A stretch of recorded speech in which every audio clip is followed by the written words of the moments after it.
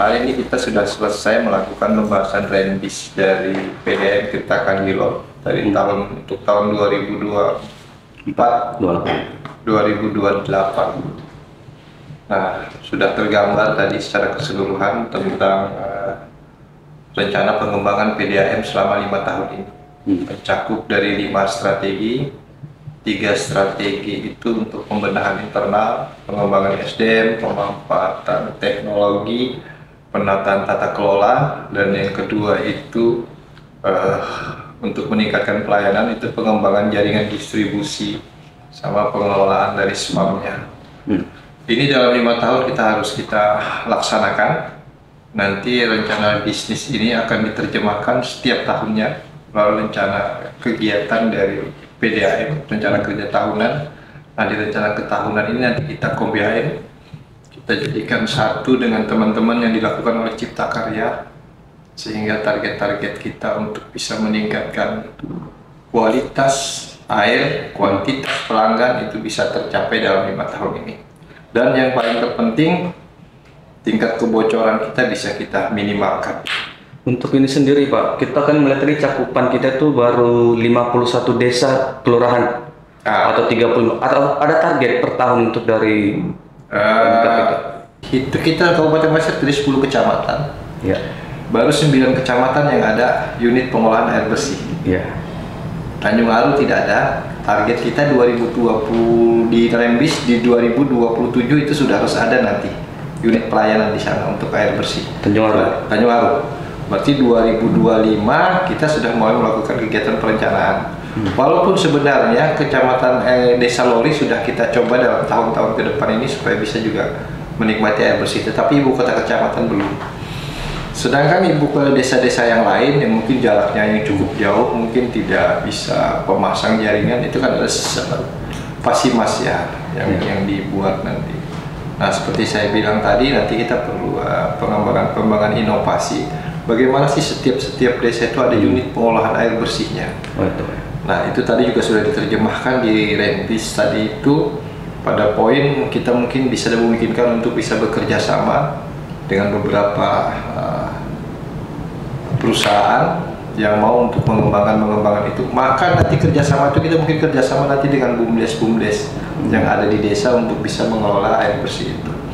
Nanti pola-pola konkretnya akan kita terjemahkan untuk setiap tahunnya itu. Terkait ini Pak, satu lagi Pak, terkait tadi pengembangan SDM. Ya, kita akan lakukan uji kompetensi nanti untuk pegawai di PDAM itu, dan yang Pak itu satu sampai sejauh mana sehingga kita nanti bisa melihat kebutuhan diklat apa yang akan mereka butuhkan gitu.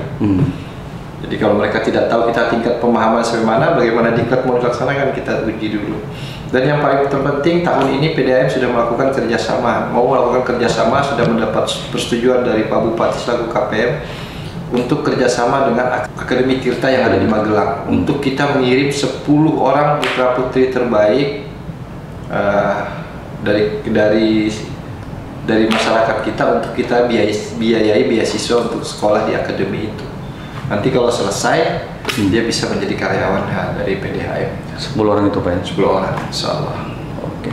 Dari sisi program Tirta Kandilor juga cukup sangat proaktif ya dalam mengupayakan penyusunan Renbis ini, dan agar bisa mengimplementasikan Renbis sesuai dengan jadwal dan rencana.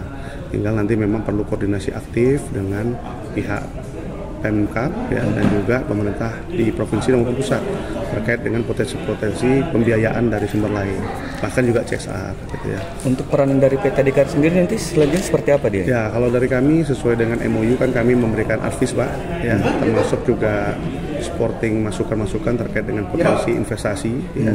Sehingga nanti kalau memang dalam program Renbis ini ada yang sehubungan dengan investasi pengembangan spam atau jaringan distribusi, kami akan mensounding ke mitra-mitra investor kami ya, untuk bisa datang ke pasar ya kan, dan mendukung program-program di daerah terutama di sektor air minum gitu. Sejauh ini sudah ada investor yang dilirik Pak? Sudah ada yang kita lirik dan berminat gitu ya untuk masuk ke pasar, tapi tentu nanti kita perlu diskusikan dulu sama pemerintah kabupaten gitu ya, sama Perumdam, skema sesuai dengan peraturan perundang-undangan mana yang paling tepat dalam pelaksanaan.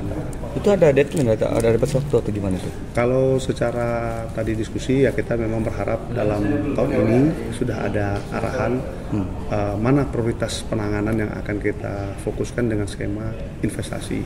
Gitu. Kalau dari RNBIS ada prioritas, skala prioritas daerah yang perlu tangani, terutama misalnya kayak Tanah Grobot yang ya kan dengan kondisi pelayanan airnya yang masih belum bisa maksimal, itu menjadi fokus utama. Nah itu juga kita lihat nanti apakah itu ditangani dengan skema KPBU kerjasama dengan perusahaan atau dengan skema B2B antara PDAM dengan pihak swasta. Oke, siap.